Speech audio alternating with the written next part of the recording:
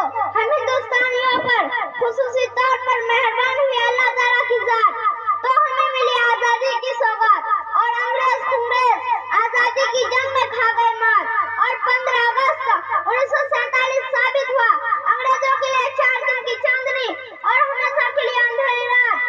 15 اگست 1947 کو ہم ہندوستانیوں بھارت کے واسیوں پر ایسی ہی خوشی کی برسات کہ بغیر دلہن کے برطانیہ واپس لوٹ گئی انگریزوں کی بارات۔ وہ بھی اتنا ہی نہیں بلکہ انگریزوں کو لوٹنا پڑا راتوں رات، اور یہ آزادی ہمیں اس وقت ملی جب ٹیپو سلطان رحمت اللہ علیہ کی گردن کٹی، دولت لوٹی، عام مسلمانوں کی عزت مٹی، تب جا کر غلامی سے آزادی ملی۔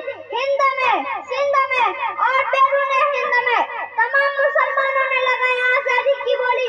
حافظ ضامن شہید رحمت اللہ علیہ اور دارالعلوم دیوبند کے بانی حضرت قاسم نانوتوی کو کھانی پڑی گولی۔